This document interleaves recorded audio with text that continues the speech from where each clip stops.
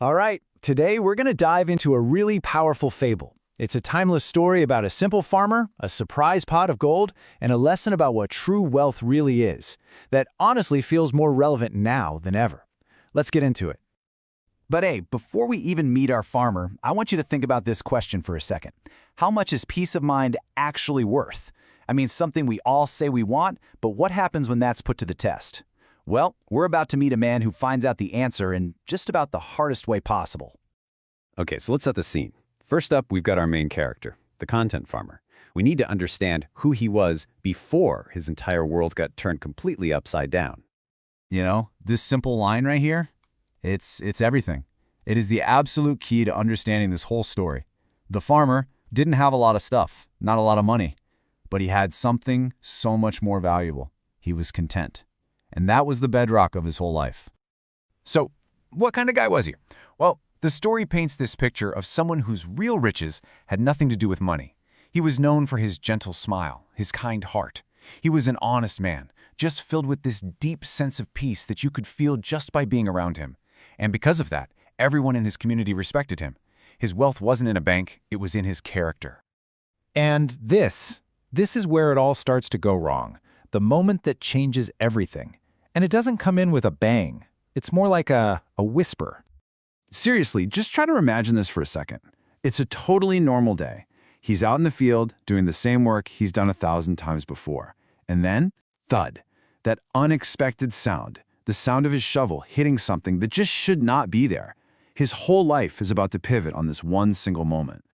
And there it is, a small, simple clay pot, but inside, a fortune in shining gold coins. I mean, this is a life-changing amount of money just found by total accident. It's the kind of thing people fantasize about, right? But for our farmer, this dream is about to become an absolute nightmare.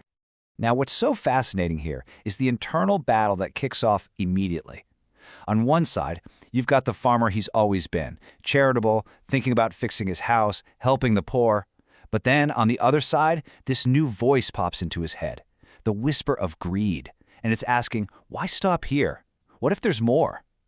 It's a war between the contentment he had and this powerful, brand-new desire.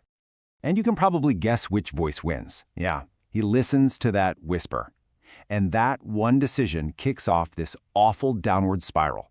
Let's take a look at just how quickly everything starts to unravel. This line just says it all, doesn't it? It perfectly captures how his whole identity shifted. He went from being a farmer, someone who cultivates life, who nurtures the soil to make things grow, to a digger, someone obsessed with just taking from it. His entire purpose in life just flipped on its head. And this timeline shows you just how fast it all goes south. It's not a slow decline, it's a free fall. It starts off innocently enough, right? But just look at the acceleration. Within a couple of weeks, the very field that sustained him and his family is dying.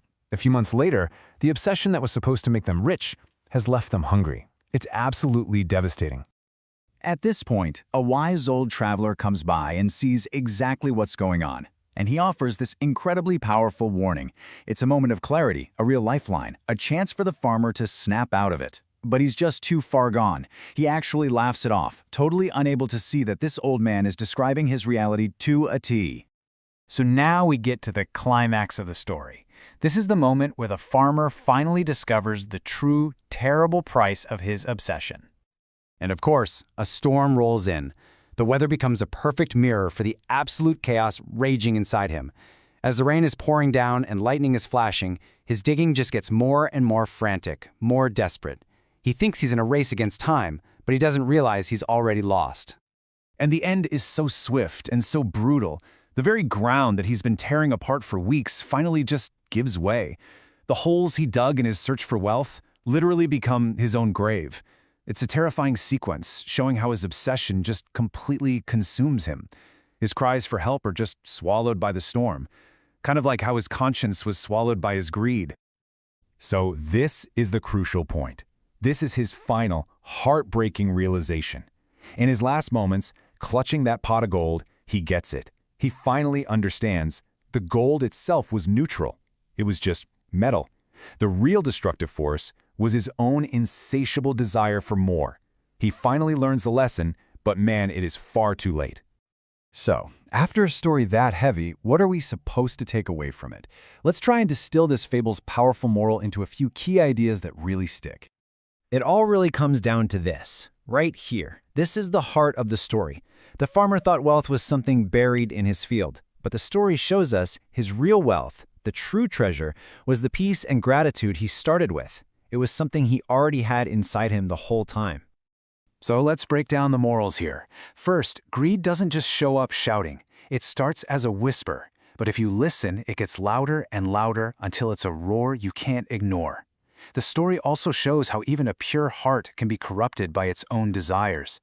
And maybe the biggest one of all, what good is all the money in the world if you've lost your peace of mind? It just drives home that old saying, the richest person isn't the one who has the most, it's the one who needs the least. So that brings us full circle. Back to a question I really want to leave you with. Greed always promises you something amazing, right? It promises gold, success, more. But what does it steal from you in return? For the former, it took his peace, his family, his work, and, in the end, his life. It's a powerful reminder for all of us to think about the hidden cost of always wanting more.